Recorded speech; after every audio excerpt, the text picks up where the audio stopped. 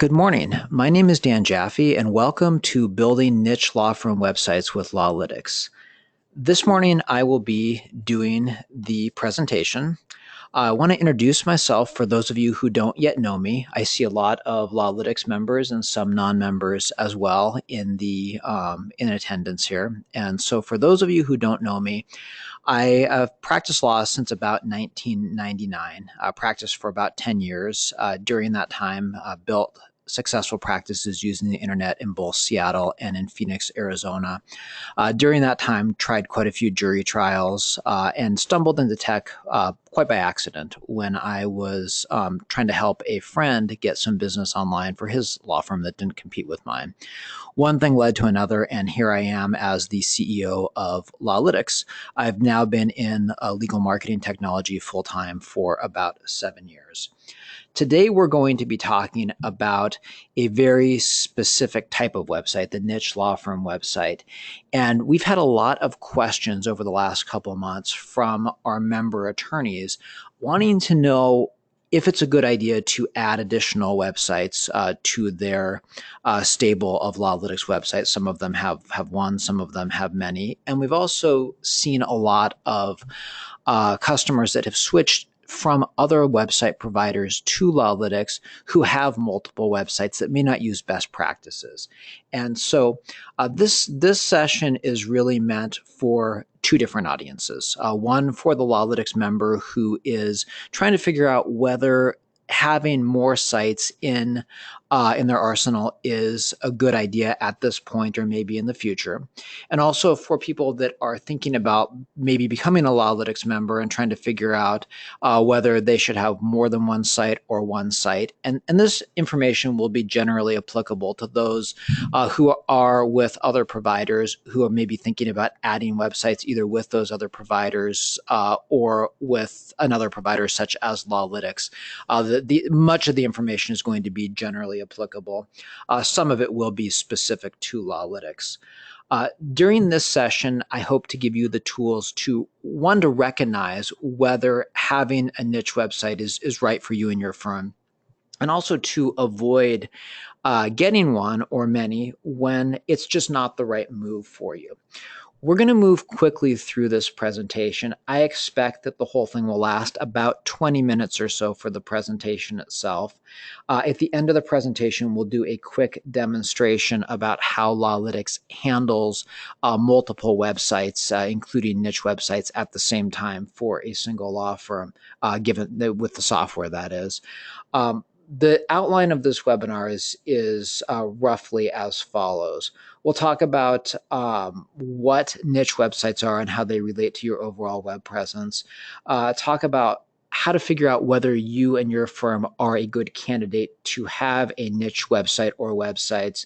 We'll go over some reasons why you might consider it. We'll also go over some of the reasons why you might not want to have one, or things that are not necessarily reasons or justifications for having one or more. And then we'll go over the benefits of using LALinux specifically for managing multiple law firm websites in kind of your own law firm's website ecosystem. And finally, we'll talk about the elements of a niche website. In other words, what should be included, and also things to avoid including in your niche website. And then we'll do the demo. And then we'll end the webinar officially, and we'll open it up for some questions at the end. If you have questions while we're going, we're not going to have time to stop while we're doing the presentation, but please put them into the questions area of the GoToWebinar control panel, and we'll make sure that we get to them at the end when the webinar is done. This webinar is being recorded. The recording as well as the slides will be made available sometime early next week, and so no need to take notes. And if you need to drop off and you want to continue for any reason later on, that will be available to you as well. So more sites are not always better. And there's a lot of practices that we see around having more than one law firm website that are actually very harmful to the law firms that have them. And so we're going to hopefully give you some tools to to understand when that can be the case, and realize that there also are very many benefits to having multiple websites that include niche websites. But you just have to realize that it's not all upside, and it has to be done strategically. To frame what I'm talking about when I say a niche website, I like to think of it visually. So you've got your firm's primary website. Think of it as the mothership. Every law firm needs to have its own website. And if you don't have a single website that is identified as your firm's main site, then you're really missing out on something. And that's because not only do you need a central place for information to communicate with your clients, but if you have multiple websites already without the mothership, so to speak, there's a very good chance that your clients, potential clients, and referral sources are not going to know which website is really associated with your brand and your firm above all others. And so it's really important to have that main primary site. And at LALinux, we always like it when our members start with that. And then everything else that we're going to be talking about builds around that. So some examples of niche sites are an individual attorney within your site, within your firm. For example, let's say you have a firm of 10 attorneys and you have your main firm site, which talks about your firm in general and everything that you do. Well, there are some advantages, and we'll talk about those a little bit later, of having multiple attorneys in the firm have their own websites or their own blogs. Now, all LALinux websites, as our members already know, come with built-in blogs. And when I talk about a website, I'm really talking about an internet site on the web that has both a website and a blog functionality. At LALinux, we look at the two as very interchangeable because all LALinux sites have built-in blog functionality as part of the platform. So you could have a site that is specific to a practice area. You could have a blog that's specific to a practice area. You could have sites that are case specific. So when I distinguish between case specific and practice area specific as follows. So you could say you have 5 different practice areas in your firm, and one of those is personal injury. Then let's say you really want to specialize in a certain type of case. Let's say it is motorcycle accidents. So you could have a niche website that is specific only to motorcycle accidents. You could have a blog the same way. And the reason why in this diagram we have site and blog separated is you could choose to display the separate property more as a website or just as a blog where there's a stream of information going through and the website elements are more subordinate. That's a larger strategy question that we won't get into the minutia of here. You could also have a site that talks about a specific court. So let's say there's a court that you cover. The obvious example is you're an attorney who has experience practicing in front of the U.S. Supreme Court. Well, you're kind of in rarefied air there already. And so you have something to talk about by virtue of just that specific court. Let's say you practice in an area of your state, an area of law in a state where there's a lot of legislation going on around your area of the law. You could cover just the legislative agenda, upcoming bills, new laws, and so forth on your own niche website or blog as well. Or, if you're really a glutton for punishment, you could cover everything there and create a niche where other attorneys are following you by virtue of your analysis of what's going on in the legislature. So those are just some examples. But the idea is that all of these should not replace your primary site. These are things that are value added when you're ready for it. But how do you know if you're ready for it?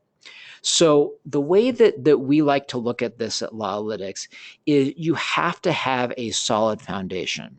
And your law firm's main website, your mothership, so to speak, is your foundation.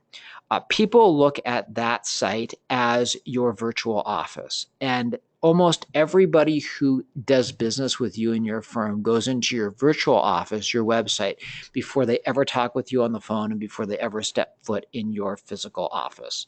And so the threshold is your firm's mothership site sufficient? And if it is, then ask yourself, do you have more to say on top of what's already said there? So if you don't, if you're struggling with things to put on your current website, if you can't think of what to say or you don't have time to say it, then it's probably not a good idea to have another website unless you're going to have somebody else do the content for you. And that leads me to the top part of this kind of distorted pyramid here, which is you have the means to say it. So in other words, you have the time to create the content that's going to go into this niche website or blog, or you are in a position where you can deploy somebody else to do it for you. So here are some good reasons to consider having a niche website for your firm. So in your practice areas, if you have multiple practice areas that are not compatible, you may want to separate your detailed treatment of those out.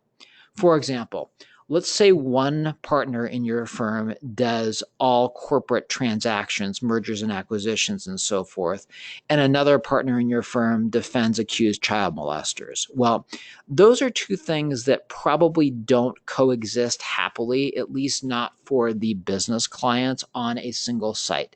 And so if you're giving out information on one, you probably don't want the people that are interested in that information to see it on the other. And so that's a good reason to separate it out if you're going to do detailed treatment of it. Now, don't get me wrong. On your main website, the firm's mothership, you should definitely say everything that you do. And you can talk about that in terms of practice areas and in terms of what each individual attorney does. But if you're getting into the minutia of any of these areas, it's important to consider who your audience is and whether there's a conflict. Is a practice area that you have too big to really fit comfortably on your firm's main website?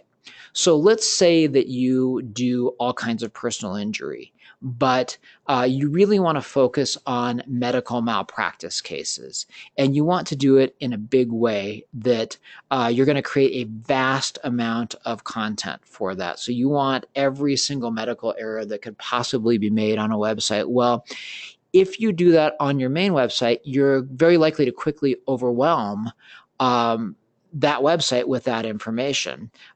In that case, by putting all that additional medical malpractice information on your main website, you're going to dilute your other areas of practice. And then if you have a practice area that's transitory, so let's say you're involved in class actions that come and go, you might want to consider having a niche website for each of those once you can target them more specifically. And then also so that when those are old news, you don't have your firm specifically branded for that type of case. And also, if you are experimenting with a practice area where you're not really sure whether it will take or not, and you don't necessarily want to dilute the public's perception of your current practice area. So let's say you do criminal defense and personal injury, and you're thinking about maybe adding divorce to the mix. It may make sense to do that separately on a niche website to test the waters. Geographic areas. So if you practice in multiple states where the laws are different, it may make sense to have multiple websites. It will help avoid confusion in terms of people acting upon perceived advice that they get from your website if the laws are different statute of limitations, whatever. And so that's a good reason to separate them. And then if you're in a geographic area where there's a lot of people coming in from out of state. So for example, the Phoenix area where I used to practice criminal defense for many years, a lot of people would fly in to Phoenix during the winter on vacation and leave with a summons to appear, usually in misdemeanor court, but sometimes in something more serious. And having a a website that's very focused on that area that people will go in to look up helps. So, for example, people that were arrested for, let's say, driving under the influence in Phoenix when I was practicing, if I had targeted just Arizona, it might have made it more difficult for those people who are out of state to go home, see that they need to do something, find me based on my website. And so, if there are different things that you are trying to attract based on your area. So if your area is known for certain types of medical treatment where people go there, certain types of trouble in that area, you might want to have an area specific niche website. And then finally, attorney buy-in is a great reason. And I think this is one of the most exciting avenues for medium to larger firms at this point. So you've got your big law firm website. You've got, let's say, 15, 20, 100, 200, 300 attorneys in your firm. There's not a whole lot of room for the average associate or partner to have a voice in the firm's mothership when the firm's that big.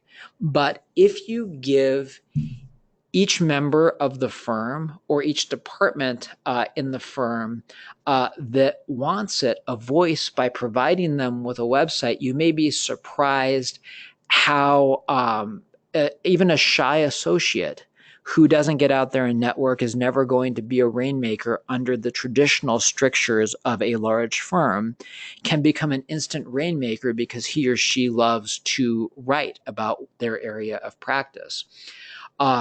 When you have multiple areas of practice and you have multiple people from different departments wanting to contribute, when you have niche websites, you avoid having that conflict between departments. So, let's say, for example, you've got a bunch of really enthusiastic writers in the criminal defense department, which only happens to be 3 lawyers in a firm of 120, and mostly what they do is commercial transactions and so forth. But those 3 criminal defense lawyers are more passionate about blogging. Well, very quickly, the other departments could feel like their toes are being stepped on if those blogs, for example, by the criminal defense lawyers are being published on the firm's mothership site. And so it's a good way of making that separation. And then it's also a good way of fostering competition within your larger firm. So, for example, let's say you, as a LALinux member firm, have 30 attorneys, and you decide that you're going to, and let's say you've got 15 associates, you decide that you're going to offer to give a website within the LALinux system, and we'll explain a little bit more how the safety of this works in a moment, to each of your associates who wants it. And then you decide further to make it, to gamify it in a way. So who can attract the most visitors to their website? Who can get referrals from it? Who can write the best article? Who can publish the most? Well, by giving them ownership and giving them the ability to exercise their own influence on it with some rewards attached, you may be surprised how an associate who is otherwise just sitting around waiting for work becomes a real business generator for your firm. These are some reasons not to have a niche website or multiple websites in general. And these are things that we see problems with a lot of times when we are importing a law firm's web presence from other providers. So you don't want to have multiple websites to link them all together to game the search engines. You don't want to, in fact, do anything to try to trick Google or the other search engines based on having those multiple websites. It's like one of the oldest tricks in the book at this point. Google is a lot smarter than your webmaster or you are ever going to be in that particular area. And so linking them together by the advice of an SEO person or webmaster is a recipe for disaster. Another reason why it's not a good idea to have another non-good reason, I should say, for having multiple websites is that your current search engine optimization isn't working. If it's not working, you got to look at the problem first rather than adding additional responsibilities and additional properties on top of it. If your SEO is not working, just throwing more niche websites on top of that is never going to fix it. And so it's important to look at the root of the problem. Uh, we do see a lot of attorneys, both LALinux customers and non-customers who contact us, thinking about getting additional websites just for the sake of more. And some of the things that we hear on more just seems better. They see their competition doing it. So I'm in Seattle. I'm a divorce lawyer. My competition has 7 websites. I can find them all because I'm searching for them specifically. I think I better do that just to kind of cover my ass, if you will. Not a good reason to bite off multiple websites. In fact, the fact that they have those multiple websites could ultimately be to your advantage if you don't copycat them. Um, a really bad reason to bite off multiple websites is somebody calls you and just tries to sell you them. I need you to buy more. You need more, for whatever reason. There's got to be a justification, a strategy reason behind it. And then finally, what I like to refer to as the spaghetti theory of marketing. Much like a spaghetti theory of motions practice, you throw whatever you can at the wall and see what sticks. Well, it's dangerous in this case. It's kind of like submitting a motion just for the sake of submitting it that's not based on fact or law. You've got to think it through. You've got to have a justification for doing it in court.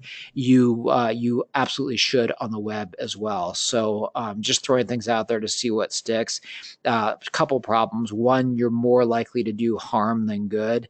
And to the extent that you do good in a situation like that, you're not going to necessarily know why you did good. And so it's not going to necessarily be repeatable. And finally, a terrible justification for having multiple websites is diversification. So, and this is what I mean by this. If you are already following the best practices according to Google and the other search engines, you're doing what we teach here at LALinux. You haven't bought links, you haven't traded links, you haven't accepted spammy guest posts, you haven't submitted to free-for-all directories, things like that. If you follow Google's guidelines from the beginning, there's no reason to have to diversify just for the sake of diversifying. The only reason why you would need to diversify and why a webmaster would tell you to diversify is if they know that they've done something that is likely to have compromised your site, and they're looking more at the short-term results that they can get you rather than the long-term success and longevity of your firm and your web presence. I'm going to talk a bit about how LALinux handles multiple websites in our software. And then I'll get to the demonstration in a little bit. But here are the high level points. The software is built to automatically protect you from having duplicate content issues. If you don't know what that is, don't worry about that yet. We'll get to that in a moment. It's designed to give you firm level ownership of all of your websites controlled under one control panel, but give you attorney level control. What we mean by that is, let's say you're a big firm and you have a LALinux account. You have control over your account and everything in it, but you can give attorneys control also to be able to publish without giving them the keys to the kingdom. One of the advantages is you can have a very easy and quick ramp up of additional sites once you have your mothership site, so to speak, with LALinux. So all of your basic information that is in the LALinux system is there and easily deployable to whatever new website or websites you create with a couple clicks. And I'll show you a little bit about that in the demo. So what we like to do in LALinux, and this is how we've designed our software right from the beginning, is minimize the amount of repetitious work that an attorney has to do in order to have a thriving web presence. And so you only need to enter your firm's information once. If you are putting case results in, you only have to enter each case result once, each location, each endorsement that you get. And these things can be updated with a click across as many of your websites as you want. You can choose where they're deployed. You can choose the order that they're in. But the idea is that having multiple websites shouldn't be difficult in that when something changes, an attorney leaves, you have to go to multiple places and eradicate that attorney's information. One click with LALinux, and for example, that would be done. What should you put in your niche law firm website? So there's three categories that I want to focus on right now. So your basic sales information, and this is true whether this is a law firm website primarily or a law firm blog primarily. You always want to say who you are. You want to tell them a little bit about you. You want to give them a CTA, stands for call to action. You want to give them clear calls to action to contact you. Otherwise, the website is only serving an educational purpose, not a business purpose for you. You want to have your recommendations on there, and you want to have your case results on there. These things don't need to be overwhelming, but they need to be easy for your visitors, especially potential clients, to find because they're looking for information about you. The most important things are the substantive information. So evergreen niche information. So for example, with the motorcycle accident specific, you would want to have specific information about what happens if you're in a motorcycle accident, what the firm can do, what the laws are there special duties of care, maybe the rules of the road as it applies to motorcycles, when do motorcycle drivers share negligence, what are all the duties there. You can talk about procedure and local information. And by evergreen, and we go into this much more in depth in our content clinics, but by evergreen information, we mean information that is unlikely to change rapidly. So case law, legislation, procedures that are well defined, things that are evergreen content. Now, blog posts on your niche site, you want to have a steady stream of blog posts that are really focused on what you're talking about on that site. So for example, with a motorcycle injury site, you would only want to have things that talk about motorcycle injuries. You would not want to deviate from that at all. Otherwise, you're going to dilute your content and disappoint your audience. And so really focus on it and think about, do you have enough to say that you can keep that up on an ongoing basis? Because not only is it great for your readers and the search engines, but it starts to look kind of funny to your visitors and also to a certain extent to the search engines if you've blogged regularly and then all of a sudden you stop and you haven't updated that blog in 6 months or a year. Things to avoid on your niche website. So you want to avoid linking to your other sites. This is one of the most common mistakes that we see made when we import websites from other providers. I'm not going to name names, but there's a couple really big ones out there that are notorious for not only having people have too many websites, in my opinion, but also linking to them in ways that are just plain old bad practices. One of the most common things that we see, which we think should never be done, is in the top level menu of the firm's website. For example, it says blog. And you click on the blog link, but instead of going to a blog within the website, it takes you to an entirely different website. Sometimes it's slightly styled differently, so the styles somewhat match. Sometimes it's completely a different experience. One way or the other, it's bad for users. It jars them when they go, and the search engines don't look kindly on that at all.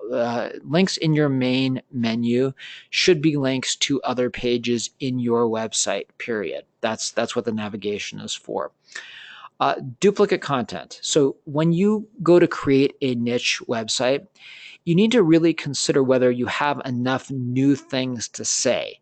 And if you don't create a new one. So you don't want to take, like, let's say you've got your mothership and you've got 5 pages there about personal injury law. You don't want to just create a niche personal injury site and basically copy the substance of those 5 pages. Same with blog posts.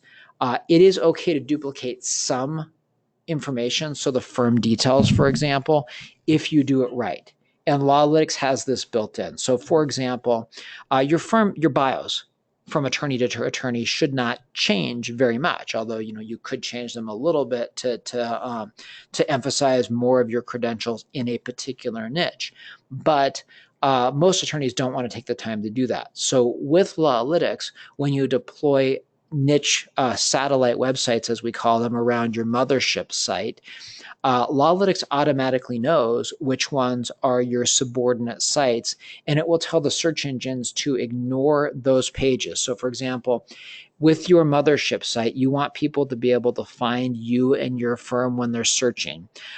It will tell the search engines to automatically ignore that same information where it's found in other places.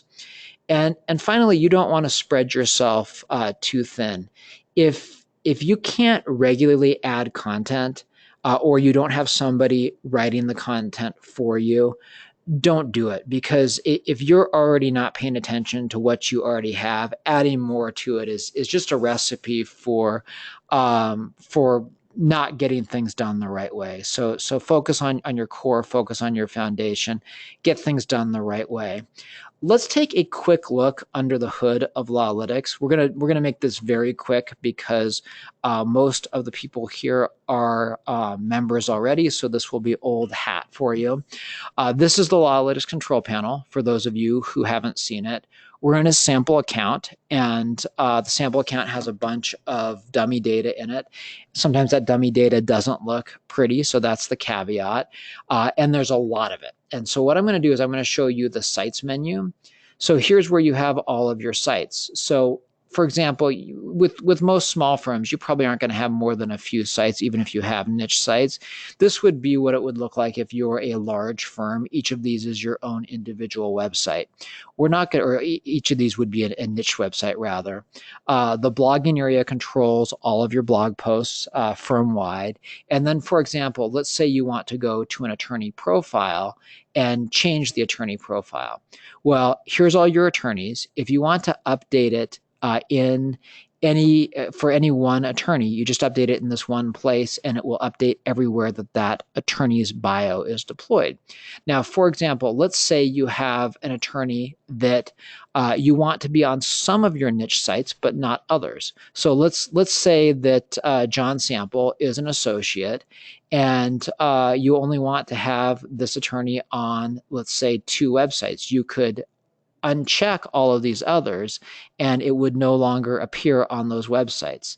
Similarly, if you want to associate the attorney with various offices, you just do it there. Now, for the offices, and I'll just show you this because everything else works about the same way.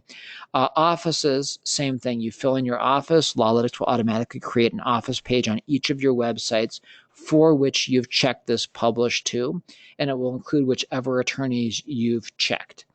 And then you have the ability to, within your firm, assign various users different tasks. So, for example, if you wanted to create a new user, you make them an attorney, you want to give them access to just post blog posts, you can do that. You can really drill down and limit people to what you want them to be able to work on within your firm.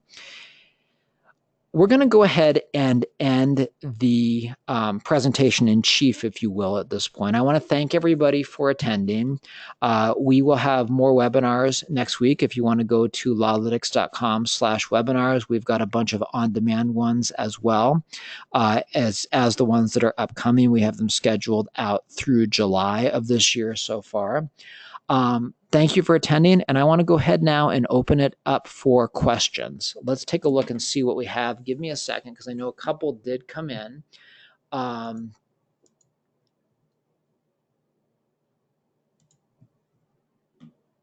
Okay, so question is, Would these niche sites have different domain names branded to the practice area, location, attorney, etc.?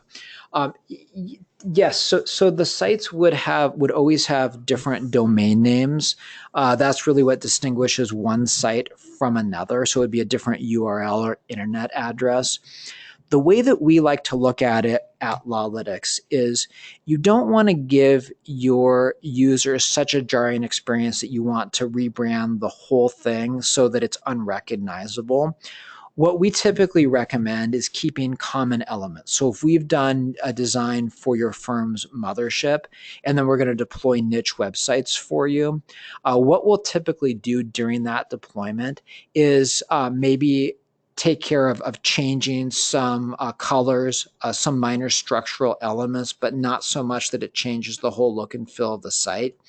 And then, for example, if you're an individual attorney and the site is attorney specific rather than niche or rather than practice area specific, we can do a new logo that kind of matches the firm's logo, but it says, Doug Smith, attorney at law. Within the law firm's name underneath it as a tagline, something like that. So it's all branded together. And but we recommend really thinking through the branding strategy so that everybody that visits any of your firm's websites has the same high level of experience and it's consistent. They don't feel like they're looking at a different firm. Let's see. So the question is, does your protection from duplicate content mean that blog posts and articles are posted as PDFs? No, it doesn't. So the way that we protect with blog posts is blog posts should never be deployed to more than one site. And so you would have to physically go in and create a new blog post and use the same information if you wanted to do that to get around the system. You could still do that, and you could have that particular blog post no followed and no indexed, which would mean that Google would just ignore it. But it's a lot of work for very little return. What we mean specifically for the protection from duplicate content are those elements that are common across the firm. So let me get back into the LALinux control panel here, and I'll just show you real quick. So let's say you have multiple sites and you've got a case result that you're going to want to publish to multiple places. Well, let's say that this site, LALinux-Capital, is your firm's main site. You'll have already designated that as your firm's main site. In fact, we do this for you as part of the setup process. And so LALinux will know that this recommendation or case result should be indexed on this. But let's say you want to deploy it to several other websites as well. Well, that's fine. LALinux will automatically know, though, that because this is your main site, it should only get indexed for the search engines there, and it will tell the search engines not to index it in those other places. Let's see. There's another question here. Question is, does LALinux have content creation services available along with site creation, or is that separate and up to firm totally?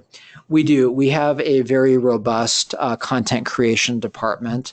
Not all of our customers use it all the time. And what we like to do is be able to provide the right services at the right time for each law firm.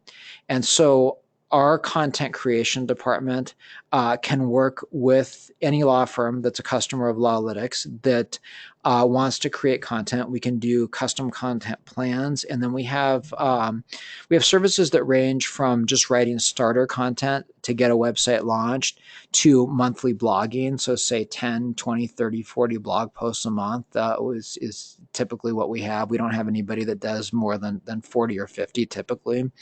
And then we have law firms that hire us to do very substantive build outs. So we're talking hundreds of pages over the course of of many months or even years to meet a certain defined goal.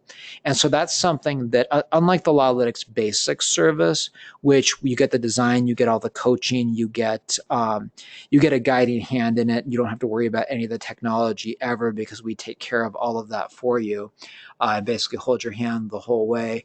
With our content creation services, because it's a little more dependent on what the firm's needs are, we like to do an in-depth evaluation and consultation with you. And frankly, most of our content customers start out as LALinux members. They have a LALinux website, see how great it works. So we like people to see how easy it is to add content. But then we also appreciate that once attorneys start using the LALinux system and become very successful using it, the amount of available time and opportunity cost of creating that content, the time availability goes down because you're busy with cases, and the opportunity cost goes up because you're busy making money. And so that's where we can very effectively step in, but really any time on that spectrum. Let's see here.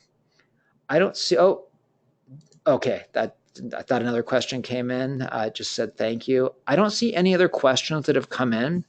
I'm going to leave it open for another moment or so, a minute or so, if anybody has any other questions that they would like to ask.